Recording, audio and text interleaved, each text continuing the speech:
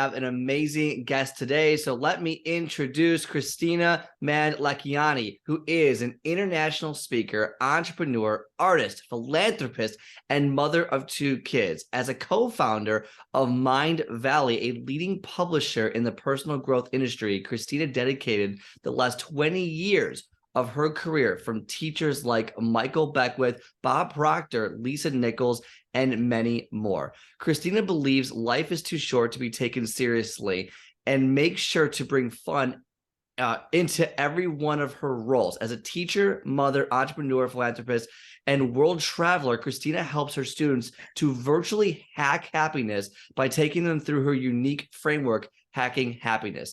A unique framework of balancing your life, taking in every moment and paying close attention to the small daily choices. Kristina is also the author of 3 transformational quests: The 7 Days to Happiness, Live by Your Own Rules, and The Art of Being Flawesome. Kristina talks about personal transformation, authenticity, understanding and accepting oneself, and a path to happiness. Kristina, thank you so much for joining the show. Thank you, Scott, for having me, and thank you for this kind introduction. But the biggest thank you goes for, pronouncing my name so spot on. I was definitely worried about that. I was like, you just want to get it right, and it's like you have one shot, and like the second you like mess it, like, oh my gosh. But no, this is awesome. So I appreciate us figuring this out. I know this has been in the books for a while to kind of get scheduled and figure out. So I think people are gonna like a lot of what you have to say, because I mean, first off, I am no author. And this is I believe we're going on your 3rd book then, based on all of that, or at least your first book, independently, which is going to be awesome. Yeah, so it's my first book. Okay, which is awesome. And this is going to be amazing. So the book is called Flawesome. And we're going to get into that and kind of what that means, because it's a great title. Whoever thought of that, I'm assuming you thought of the title. Amazing title. Love it. But first, I love giving people a preface, a background on kind of who you are, because it's like, okay, like everyone can talk about whatever they want. So your background, kind of how you got to the point on getting in kind of that human performance, field, and kind of what happened. And there's names on there: Lisa Nichols, Bob Proctor. I mean, Bob Proctor is the grand poobah of all things personal development. So if you learn from him, or as whatever it might be, like there's a lot of knowledge that I need to extract from you that I can learn in a very short amount of time. So Kristina, let's just start with the very basic question. Kind of, what was your journey to get to this point? Like, how did you start this path? So I guess, considering that I am on a podcast and a guest who is maybe not known to a lot of people, I should start from the end and then wind back to the beginning. I have been in personal growth for 20 years. I have been an entrepreneur most of this time. Entrepreneur as in helping other authors get their messages across and get their teachings across. I spent 15 years doing marketing in that field, but it was when I hit my midlife crisis when I actually discovered that I was doing kind of the right thing, but not completely the right angle to that thing. So I transitioned into becoming an author and a speaker, and I wrote a book much later in that journey. But it all started in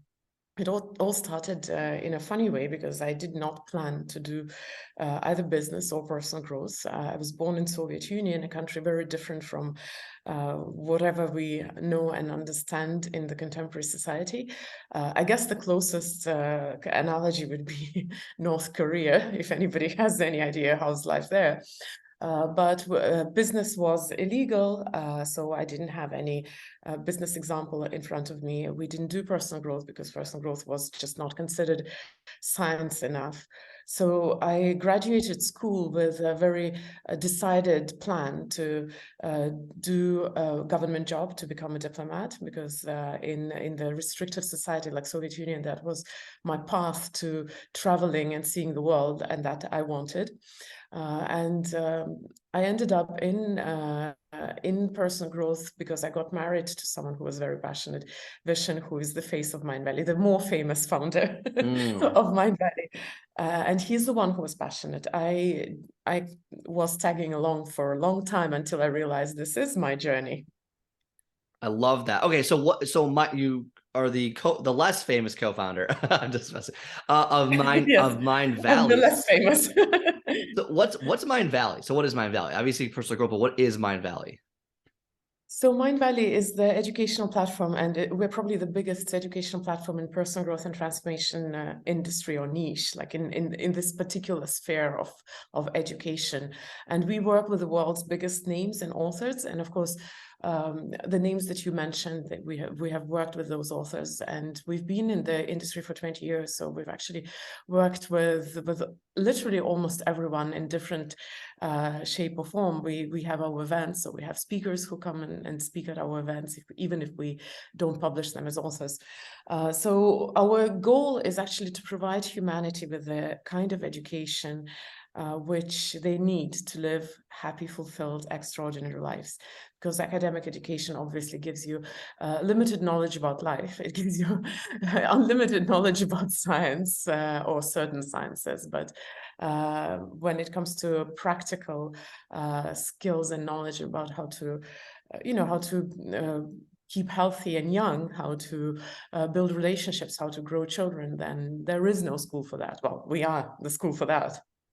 So how does someone like, because when you think of school, like you think of like, going to university, college, whatever. So how does someone get into Mindvalley to learn personal growth, which I think is definitely a field that's gotten significantly bigger over the last decade or so.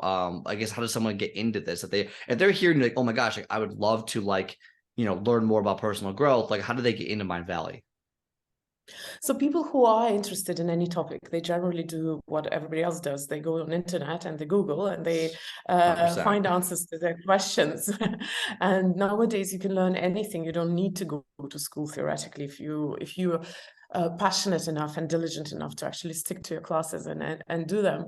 So when it comes to Mindvalley, the vast majority of our audience just subscribe to our channels and they just consume the content, which we give a lot for free. But people who are a little more serious about that, they become our members. And members, to be a member, it is essentially a subscription model. So they get access to 30 plus teachers and courses, in-depth courses on our platform, which they can use while they're subscribed, unlimited, as much as they want. You can do the whole university course in 1 year if you want.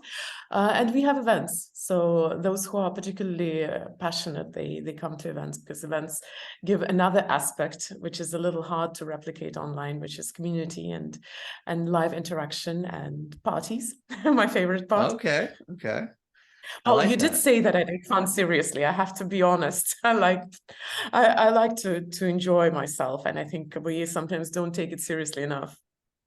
Fair enough. All right, awesome. So okay, so maybe some people are listening to this like, okay, Scott, like you normally talk about fitness and there's a little bit of mindset involved in that. So, now we're in kind of the personal development, personal growth field, which I think is very synonymous with everything that I talk about normally. And I'm a big proponent of this field. I mean, I've studied, again, I've bought Bob Proctor's courses, right? I've done kind of I've gone into this field, so I'm a big fan of it. What is personal growth, personal development to you? What does that mean? Because a lot of people like live in the corporate world, and especially in the U.S. specifically. Yeah. You're working in a high-rise building, in the middle of Chicago or California or New York, and you work as a marketer or an ad exec or just a regular person in the office, and you're hearing about personal development. Like, what is that? Like, what do I have to do with that? So I can give you a very philosophical answer to that, of course, and I can give you a more practical answer. And my inclination is, of course, to say that personal growth is nothing new.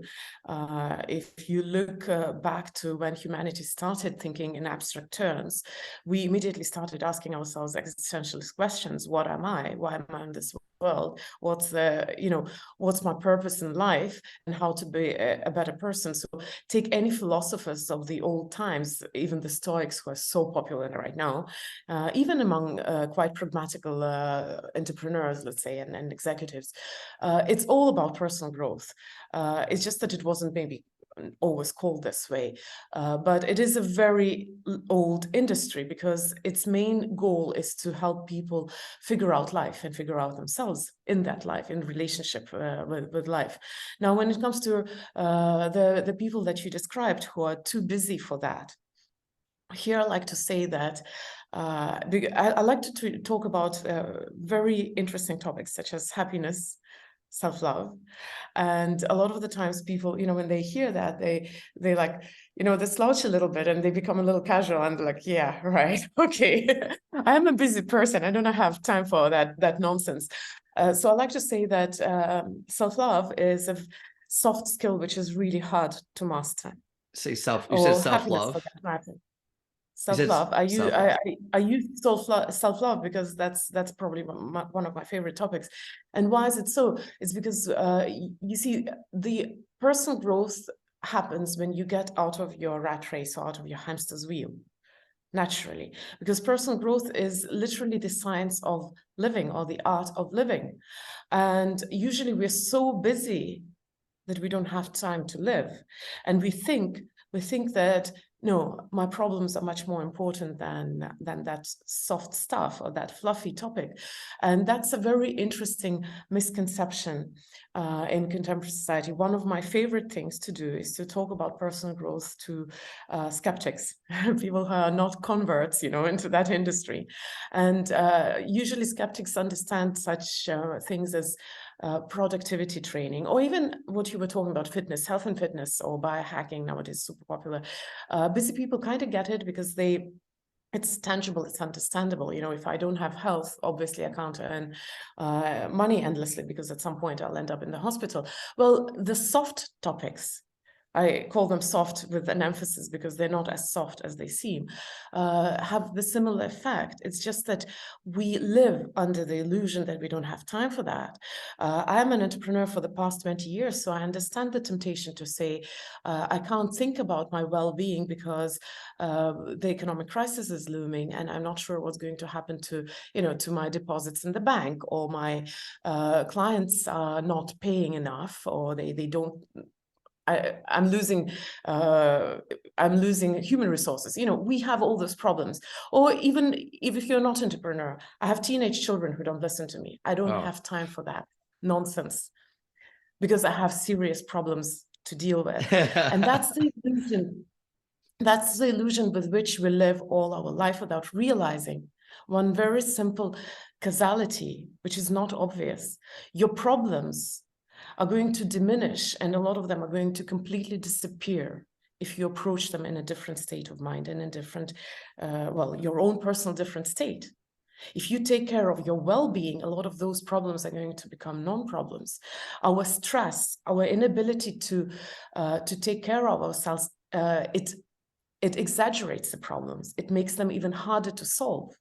Harv Eker, one of the teachers who actually teaches very pragmatic areas such as your relationship with money, he says, there are no big problems, there's little you. If your problems are too big, grow and your problems become smaller. I love that. That's amazing. Oh, there are no big problems, there's just little you. Oh, that's amazing. I've never heard that before. That's amazing. I love that, like, just that mental shift there. So, let's say I'm the person listening to this show, and which I am right now. This is awesome. And you just told me that, your problems diminish and we got to focus on self-love. And, from someone who's at least done some rudimentary study in the field of this area, it's a lot of people, it's very self-fulfilling. It's very much, we are trained by society to act and feel certain ways. And because of that, we kind of get into these, these routines that cause this negative self-talk. I mean, just from a food perspective, like, we eat so much crap.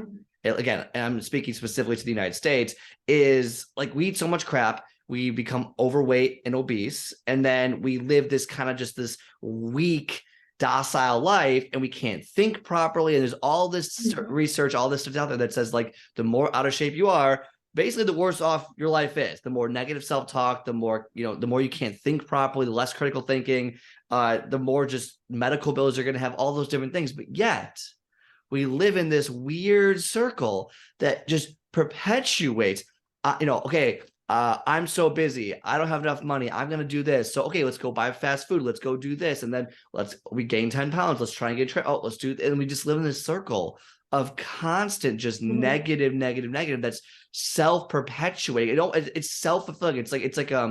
It's renewable energy in a negative sense. It's constantly renewing its energy because the body's adapting. So when you say a key principle for growth is self-love. And, or, it's not about big promise, but little you. Okay, so how do you break this cycle? How do you tell someone, and maybe not the full cycle, we don't have time for the full, going into it, but like, if you could give someone who is struggling with, okay, maybe they are in this cycle of they're constantly stressed. They don't know. I mean, even a couple months ago, we had a big, massive banking collapse. As this episode gets released, it's just like, oh my gosh, like, they work so hard, all the money's gone. Like, so what do you do? I'm not feeling self-love. So like, what do you do to at least break that cycle? So, if you ask me that question in that kind of context, unprepared, then my answer that, a lot of your problems are going to be resolved if you take care of your relationship with yourself is going to sound like, kicking someone out of the plane with a parachute strapped to their back. Are they ready for this fall? It's obviously, it is not a very easy logical leap to make. But maybe for that puzzle to be undone, we have to start with the basics. And a very simple basic idea in personal growth is that your beliefs are like viruses which feed on evidence. And if you understand the anatomy of beliefs and you understand how beliefs work, then whatever you believe in, you're going to see a lot of proof to that. I don't want to go into depth of explaining the anatomy of belief, but there is such a region in our brain and our general system, which is called reticular activating system, which, if I simplify its function, and I'm simplifying its function, it defines what you notice. Your goal defines your perception. So a very simple example would be if I ask you to look around you and notice everything which is red right now around you. Just notice. I'm sure you notice. And then I ask you to close your eyes, but honestly, and remember everything which is blue in your environment.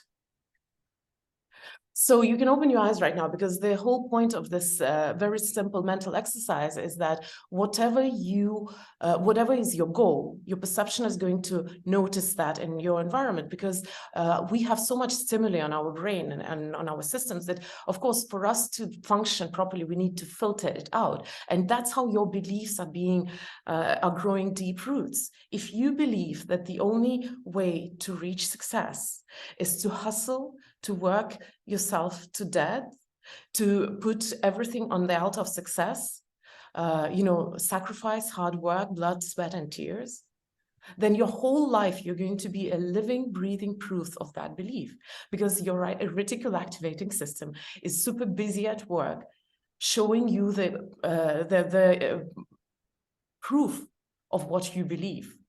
I'm simplifying it to a great degree, because there are a lot of other factors at play. If you decide something, we want to feel good. Our brain keeps tricking us so that we feel good. So that's why it's so hard sometimes to change your ideas, because it's a situation of danger. Again, I don't want to go too deep into that explanation. So we have to start any kind of change. You have to start with understanding that the way you see the world has been conditioned by what you have been noticing and paying attention to. For you to change anything, you have to allow the idea that maybe you're wrong, that maybe there is an alternative. That's why sometimes it's so hard to break out of your routine life, even if you hate it, because you don't give that opportunity for your brain to even notice, to latch onto other evidence out there. So beliefs are viruses which feed on evidence. Whatever you believe as is right for you. So I want to suggest to people who are in the dead end that probably, if you're listening to this show, if you have access to internet, to a computer, or at least a tablet, wherever you're listening it at, you are not in such a danger as you think you are. And a lot of the things we can change about our life without actually, ending up on the street hungry and without a shelter. We don't want to think about that, because we like the comfort of familiarity, even if we don't enjoy that familiarity. But the comfort of it is something which makes us feel safe. God, there's just so much to unpack there, and I do want to unpack it a little bit. So the first thing is perception creates your reality. I mean, I did the little test, and I did it honestly. I was like, I'm looking around, I had plenty of colors to look at, and I noticed two things that were red. I have a poster over here, and I have another poster over here, and this is orange, but they were red, clear red, like easy to see. Close my eyes, I thought of that. And when you said blue, it's so funny that you picked blue, because my entire bed is blue. And the opposite end of this poster is also blue, and I couldn't think of it at all. I could only see the red. And so perception creates reality. When you are thinking of something, when you are doing something, that's what you're going to see. It's like, and I love that because it's so true. Because when you only see stress, when you only see the hustle and the grind, that's all you're going to be focused on, versus like there could be other ways to think about improving. And I'm curious to what you think, or if there's a solution to, okay, the hustle and grind, like get up by your bootstrap, tie your shoe, work hard, and you're going to succeed, I think is a fundamental belief that I have, at least in so much of, don't be a victim of your situation. You can change the situation you're in. But when you take it to its extreme and you're working 20 hours a day for 10, I mean, and you could create success that way, but you could also create negative effects in terms of your health and your life and relationships, and there's no balance. Where is that point of, okay, yes, you need to work hard. Of course you need to work hard. There is work that has to be done. No one said it's going to be easy. If you have 3 kids, you're a single parent, and you're working paycheck to paycheck, like this is going to be hard. Yes. But at the same time, finding that balance is also equally as important. At what, like, how do you get to that point versus I have a poster behind me right there by Eric Thomas, and it says basically, when you want to succeed as bad as you want to breathe, then you'll be successful. And I love that. It's kind of what got me started in this field. And as I've grown, I've realized, okay, like it's not always about like, because if I'm hustling, grinding every single day, I'm drained, I'm exhausted. I mean, there's only so much I can do. And the reason, and especially let's go fitness, for example, like they feel they have to do this, is not seeing results. You're not seeing results, and you think you won't see results unless you are constantly giving 140% all the time. But if you're constantly redlining yourself, in a car, redlining yourself, it's gonna blow up. It's not gonna happen. You're gonna fail. You're gonna overexert yourself, which is what we see all the time. So how do you work hard enough, but also find that balance? And that's the heart, right? That's obviously the $1 million question. It's like, where's that balance? It's not so hard. It's not so hard, but it's not going to be something that a lot of people will like me saying. There we go. But who said that success has to demand sweat, blood, and sacrifice? Who says that success requires you to be constantly redlining, that it has to be only hard work? Who says that? I feel like a lot of people with success have said that. but a lot of people haven't said that too. That's what our society likes to romanticize. Okay.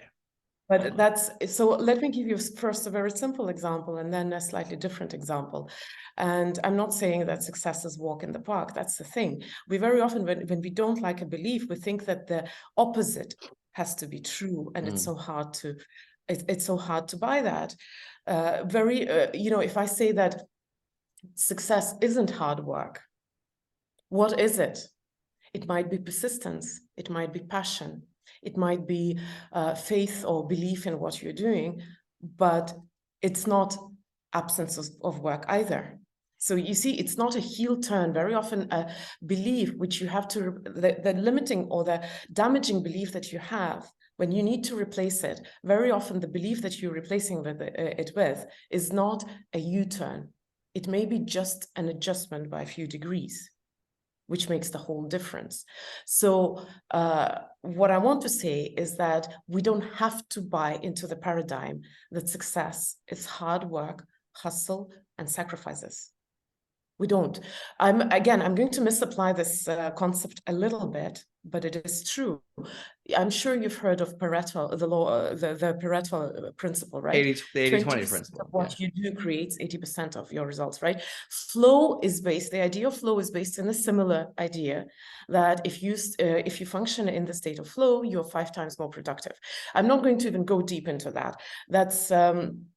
that's a maybe slightly different discussion, but I want to share two simple stories. One of them is just an illustration. It's called the red marker technique. You write an essay in school and you give it to your teacher, and your teacher takes an essay, and that's how most of us were brought up, and lines up and marks everything which was wrong, and tells you that's what you have to work on, because, you know, for you to be a success, you have to work on your mistakes. This is a red marker technique.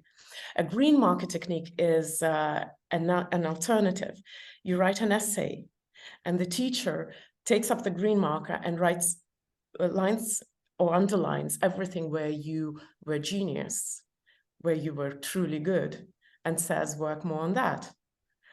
It's a different paradigm, completely different paradigm, and we're not used to that. Now, the more serious story to that, because that describes the paradigm in which we live. So, as I said, I was born in Soviet Union, and Soviet Union was incredibly strong with Olympic champions. Yes. Because it had this mincing machine called Olympic reserves, which created Olympic champions. So what they did is that they picked up kids from kindergartens at the age of 3 and 4, and then they put them into that mincing machine, and they naturally created Olympians. Wow. So when I was in kindergarten, they picked me up for gymnastics in Olympic reserves. So obviously I had physically whatever was necessary for that field. And that's also one of my earliest memories, because it's one of the most traumatized memories that I have. I went to the training, and they literally broke my body straight there on the spot in 1 hour. And I was crying, and when I came home, and I begged my mom never to take me back to that horrible place again. And the next year, the Olympic reserves come back to my kindergarten, and they pick me up for figure skating, because obviously I had what it takes. I mean, I had the physique for that. But my mom, of course, said, no, we're not going to do that. We tried it last year. So you might say it's a very uninspiring story, because I am a waste material of Olympic system. I was broken, but luckily for me, I was broken at the tender age of 4 years. Until now, I have a fairly complicated relationship with sports. I do sports, but I sometimes struggle with the motivation. So I was a waste material at a very early age. I could have been less lucky. I could have gotten through training and through my childhood being tortured, and then found out that I was not made up for Olympians. I could have made it to the Olympics and not made any, not gotten the golden medal. That system of punishment, it creates a lot of waste material. And we as a society, we don't talk about waste material. We're so enamored with the idea of victory despite everything, that we close our eyes on enormous amount of people who are broken by the system, without realizing that they also matter. They're also of value, even if they maybe haven't won. So the green market technique, or another paradigm, would be achievement through encouragement. And there are loads of people who achieve not because they struggle, but because they love what they do, because they're fanatical, because they live and breathe what they do. For example, Mozart, who started playing at the age of 4, right? It was through, of course, I'm not saying he didn't practice, he didn't drill, he probably did. But the system of achievement through encouragement doesn't create waste material. And it's also viable. But we as a society don't look at it. So what you're saying, basically, this makes a lot of sense. How many movies do you know about that? Sorry? No, I was just saying, what you're saying makes a lot of sense, because like when you're trying to achieve something, like there's always the adverse consequences of doing something that are kind of like, well, this is just, it's just it's like, what's it called in the movie? The casualty. It's just a casualty of war. It's just a casualty. It's just, it is what it is. It happened, but look at all the success we made. But yeah, this is just a casualty of it. Like, it's just part of the system. And that's the redlining effect, not the redlining effect. That's the red pen effect, as you call it, basically. Yes. Versus the positive encouragement, where there doesn't leave any negative waste behind. Yeah. And who are we as a society if we are so enamored with the idea of struggle to the point where we are willing to accept all this waste material? Yeah. I don't think people know better. I think it's like you're almost like, when you talk about the essays, we're trained. I mean, ever since we're like 5 years old, we're trained in the red pen type of way of like this is what you suck at, do better, and you lose points, which is not realistic in the real world for the most part, because we make mistakes all the time and things happen and no big deal. And we're trained this way. And so it gets perpetuated over and over, because I'm not even sure that we naturally go the red pen. I think we've all been trained to go this way by, the 5 people who created the rule back in the day, whatever. And maybe they learned it from someone learned it from somewhere because it was the easiest way forward at the time. But it has become this antiquated idea, like many things. It just hasn't been reviewed. It hasn't been looked at in a big enough scope to change, or not enough people care enough to change it. It's just one of those things where even in school, I literally have vivid memories of all these essays and all these homework assignments that were wrong, right? Fix this. And it creates these, I don't want to use the word trauma because it's ridiculous. That's way, way too out there, but it creates a sense of how to do things that gets perpetuated, and that happens later in society with all the rules we make and all the things that we do. So it's not necessarily what people believe, but it's how we're trained to believe. Just like your own thoughts, we're trained to believe you have to have the hustle and grind, the same way that the red pen belief is kind of indoctrinated into us. Yeah, and it will add up to trauma eventually. I mean, if that's you remember what we started with. Your beliefs are viruses which feed on evidence, and your reticular activating system is going to be noticing all the proof of the idea that you have to sacrifice. Yeah. You have to redline, you have to stretch yourself, because otherwise, if you don't, then you're going to either feel yourself like an imposter, they're going to figure me out. You're going to not believe in your success. You will be wondering, when is it going to end? Because it's not sustainable. Obviously, I didn't deserve it. All of these things happen because you don't believe that success can be achieved by doing things that you love and actually enjoying the process. I don't say you don't have to work, but can we redefine work? Can we redefine stress? Can we actually not demand that the society is bleeding themselves to success? I want to get to your book too, because I think a lot of this is probably in there and there's a lot of more in depth, but how do we change that?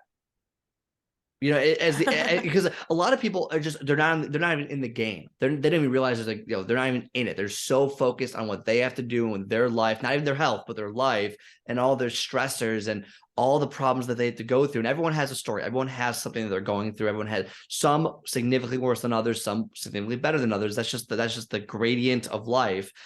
How do you get people involved in the game, and then how do you help change that game?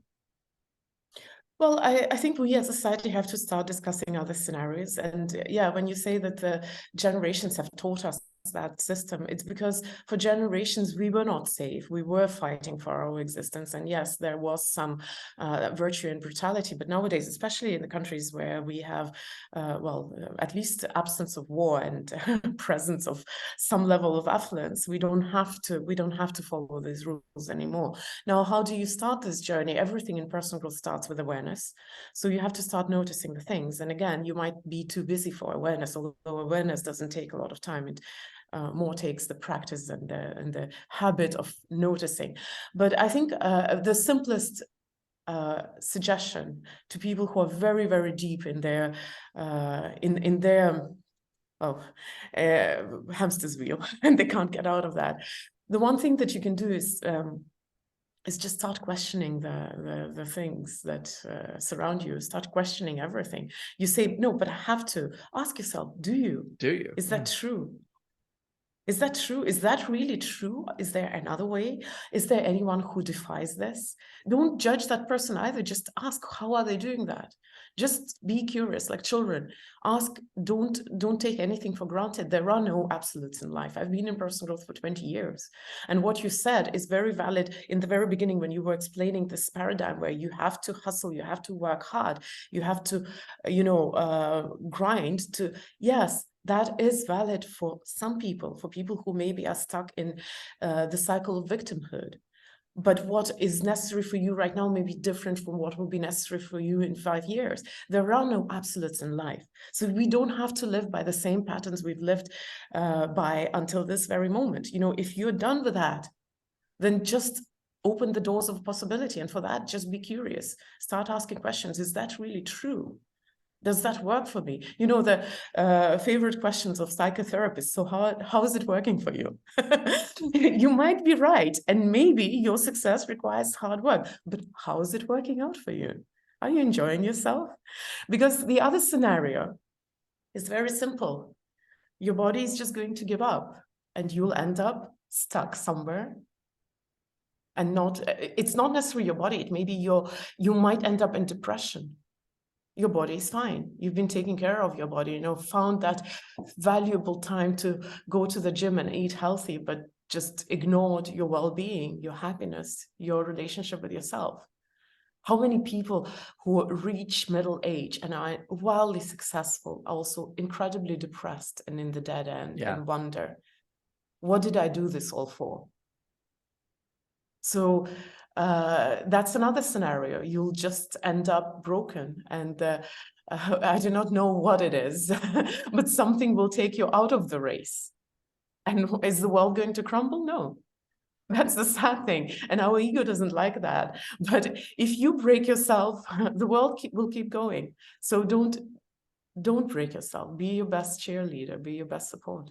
Yeah, Take care of yourself. It's so interesting too that the people who strive for success, who are in that kind of hustle grind, you know, or just working super, super hard, and maybe they don't need to, they look at the people who have made it, or at least, you know, on the outside have made it and have millions of dollars or the success, and they're depressed. They're like, how are you possibly depressed? You've made it, you succeeded. But they don't realize, like, they did, like, the people, they're looking at the people that were themselves. And it's like they didn't spend the appropriate amount of time on themselves. They were so focused on something, they don't realize there was no balance in their life. And that's why they're depressed. That's why they don't like it. And they would give up everything to feel whole again. And it's kind of this crazy cycle that we put ourselves through.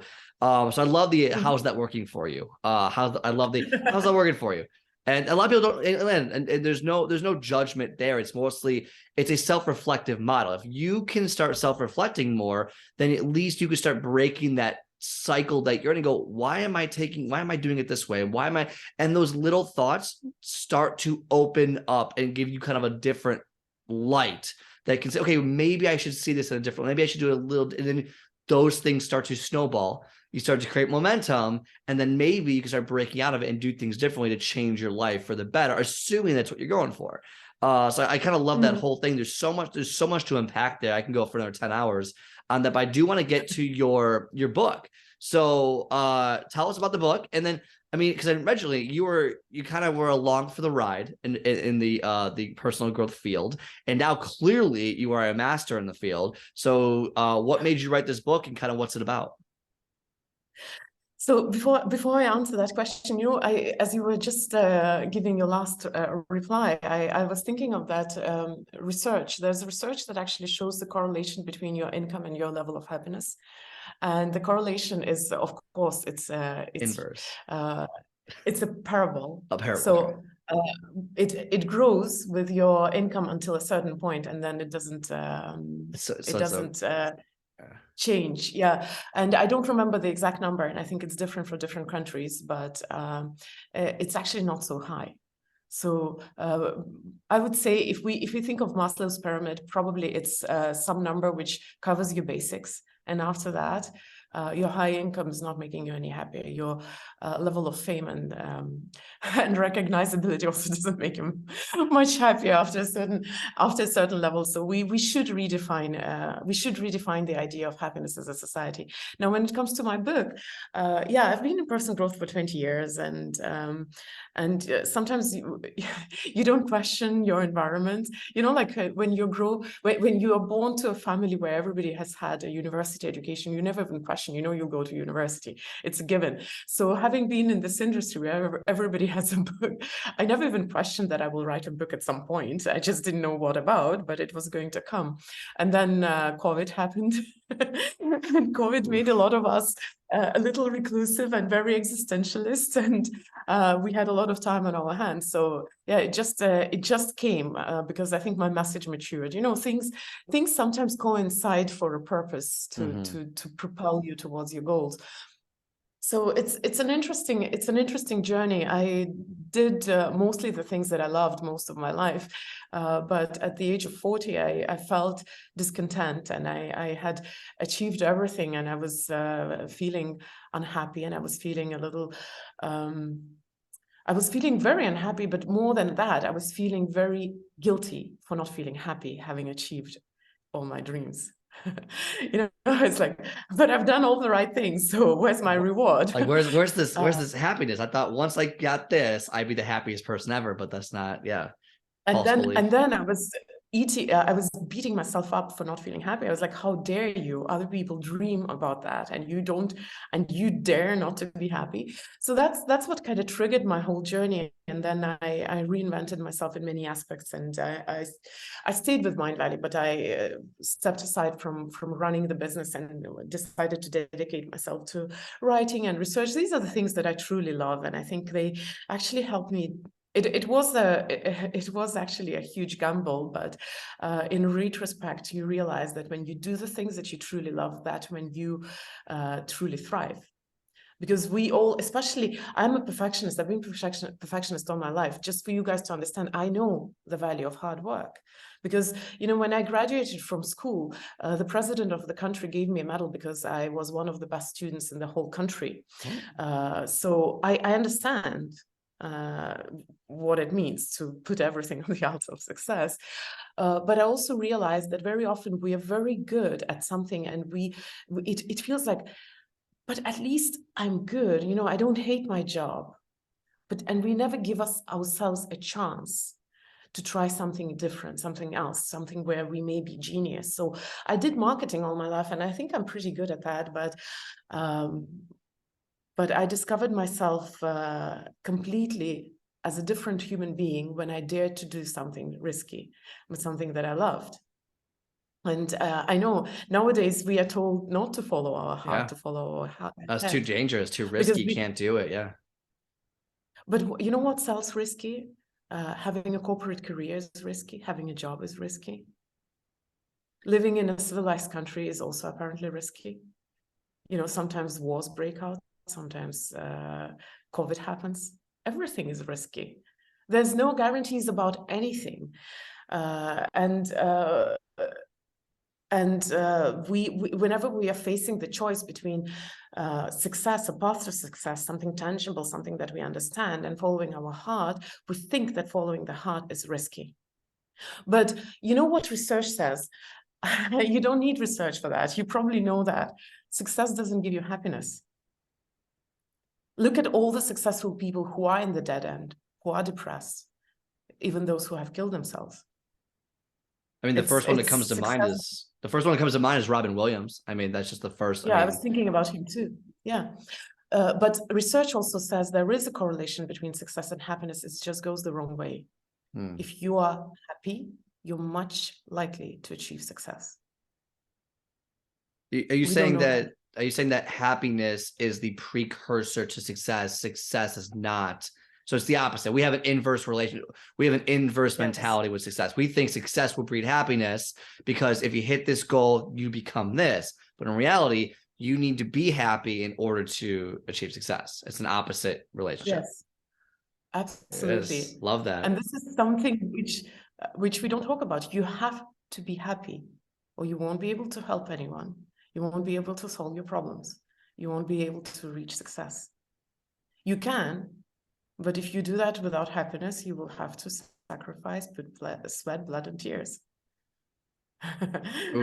But you know why we pick success over happiness? Because we think it's a sure way. It's something which we understand. We understand how to work harder. We don't understand how to follow our heart because we haven't been taught that. But I tell you, your chances of success, whichever, you know, when you're at that crossroad, should I go for corporate career or do my business, which is risky? Should I study law or art? You know how many young people have heard that, you know, making music is not a career, right? Whenever we face that choice, we always go for something which we think is more certain. We don't want to risk. That's why we don't go for happiness without realizing that these both roads are equally risky. But on one of them, you're very likely going to not enjoy yourself. You're going to redline, and it creates a lot of waste material. The other one, at least you will enjoy the journey.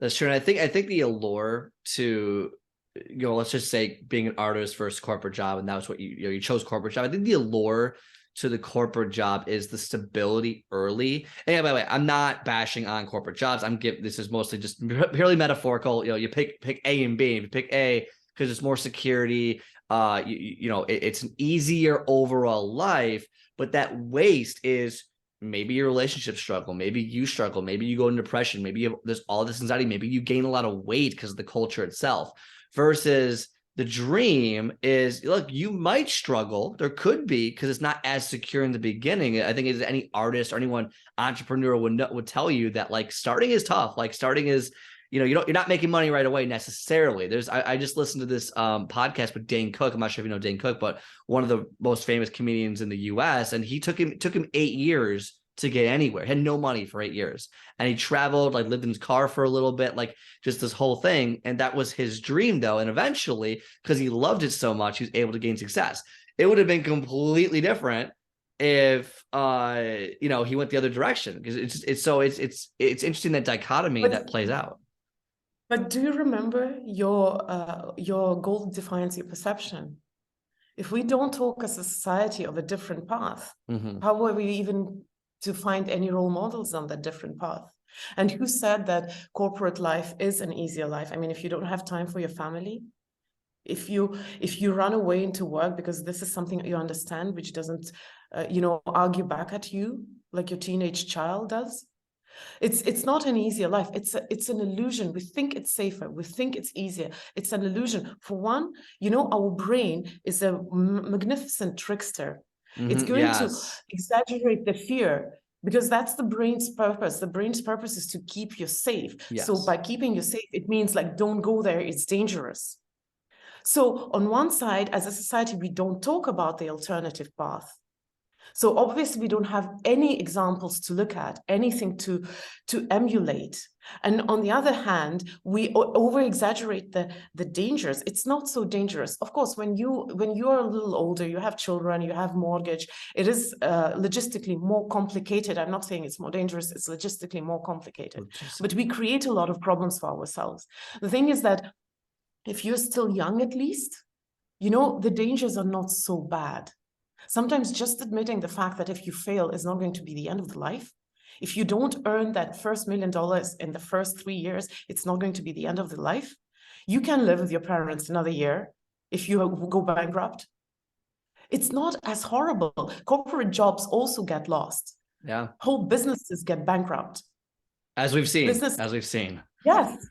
So it's an illusion. It's an illusion that we keep obstinately believing in and looking and searching for evidence to make us feel good. No, but I'm right, because I see all this evidence. You don't even know, because you haven't even tried. God, so powerful. And so what would be, I'm going to segue a little bit to the book specifically. So you wrote this book, yes. Right? But it's great. I love this, because a lot of this is probably in there as well in different methods, different forms. So it's good that we're kind of prefacing it. So COVID happened, right? You were able to kind of, delayed you, but then you got the book out. So I guess, tell us about it. I mean, I know it's called Flawesome. How much about what we talked about is in that book? What can people expect out of this book? So it's called Becoming Flawesome, and what we talked about is only covered in part 1. Wow, that's part 1? Oh my gosh, how long is this book? True story. And I actually know it's only 280 pages, and it has some reflection moments. It's not very, it doesn't force you into anything. You are welcome. I invite you to just ask the questions, and just, my favorite one, how is it working out for you? Yeah. But I actually added this part one where I talk about success and happiness and those paradigms and then hustling and the alternative to hustling. I added it because that's the kind of people I like to talk to. I like to talk to people who are trying so hard, who are doing everything right, and they just feel stuck. Because I've been there, and I just want to help. That's why I have to start with topics which are close to their heart. But from there, it escalates very quickly into much deeper topics where all of that becomes irrelevant. Then in the end, you're like, if you look back at it, you're like, really, that was a question. So it's about self-love in essence, it's about having courage to be imperfect, to recognize that you're imperfect, and to find strength in those very imperfections that you have. I'm going to give you, I want you to pitch it directly. So if they're listening, right, if you listen to the last 55 minutes of the conversation that we just had, and you like what you're hearing, why should people get this book? I hope so. So you see, I have a hope for the book.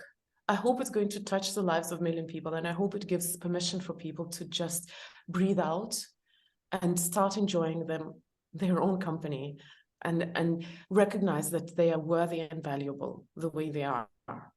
Yes, there are heights we can achieve, but it's a much more productive journey if you're at peace with yourself. If you can stop trying so hard to be something else, and you allow yourself to be yourself, because it's your biggest strength lies in you being you. I'll give you a more vivid example. I do not know if you are into superhero movies, but I have children, so I am. Obviously, there's this movie X-Men, and one of the movie's First Class. So there's this character Mystique, who is blue in her natural form. She's blue with red hair and looks like an alien. But she's a shapeshifter, so she can look like anything she wants. So most of the movie she's played by, she's always played by Jennifer Lawrence, but most of the movie she walks around as a beautiful blonde girl. And then this one episode where her friend / nemesis Magneto tells her that while you're paying so much attention, while you're focusing all this effort on being something else, you're only spending half the attention on things that truly matter. Oof. And it's a very vivid example of what we do. We try so hard to be something else without realizing that we are taking all this effort from things that truly matter. And that's the permission that I want to give to the people through my book. Now, why anybody should buy my book? I don't think anybody should do anything. Nobody owes me anything. I don't like to tell people what they have to do, but I do invite them to give it a try. Well, I'm gonna buy it, so I'll let you know. I'll Thank be you. out there. And it's so what would be one? I want to give people a little bit of juice here. What would be one surprise if they read the book, right? They finished it head to toe, front to back would be a better analogy. What would be one point you think would be like the very like eye-opening, or very like, oh, I didn't even think about it that way? Is there a certain point, not to go into depth with it, but like, is there something in there, like, there's probably hundreds of points in there, but like, is there anything you pinpoint that's like people are going to love this point, or they're going to walk away like, oh, I never thought about that way before? Well, I do share a lot of ideas, and some parts are my personal favorite parts, but that also is because I've been in personal growth for 20 years. So my favorite parts are every time, and I take a stab at the at the things that we are used to believe and think. It's just my personal little hobby. But I guess the thing that comes to my mind is the idea that there is no absolute truth, and a lot of the things. A lot of the things, the way we see them depend very much on our viewpoint and our particular circumstances. So that whole idea that there is no absolute truth is incredibly liberating, and it actually helps a lot. Probably it came to my mind because we touched upon it a little bit in our conversation, but I think that's the one which actually finally gives you this moment of liberation where you can breathe out and say, you know what, let me rediscover my life and do it on my own terms and stop believing all the nonsense that I inherited from generations before me. I love that. Where can people find you? Well, the best place to find me is Mindvalley, since I'm a co-founder of Mindvalley, but you will find me along with many other wonderful authors, my personal teachers, some of them, and some of them my personal friends. So Mindvalley is definitely the place. So I invite you to go. And if you're interested in my book, it's also there. It's mindvalley.com/books/flawesome. I love that. Awesome. So any final thoughts you want to leave the audience with today? I would have to take it in the context of our conversation. So I think I would encourage you guys to be kind to yourself. It might be a little bit of a challenge, but every time you notice yourself being hard on you, try kindness. Imagine, you know what, a very simple trick for that. We all have someone that we love very effortlessly and unconditionally. For me, it's my children, of course, but for some people, it may be a sibling or a lover or a parent or a pet. So whenever you are hard on yourself, imagine how would you treat that person whom you love effortlessly and unconditionally in these very circumstances, and try to treat yourself the same way. That's how kindness is trained. I love that. I love that so much. Kristina, I really appreciate the time, and I'm gonna all the things you said will be in the show notes so people can go all the links. Otherwise, thank you so much for being on the show, and this was a pleasure. I learned a lot, which is mostly for me. You know, everyone else can learn what they want to learn, but I get to learn more about personal growth. But this is awesome, so I really do appreciate your time. Thank you. Thank you so much for having me. It was a pleasure. Absolutely.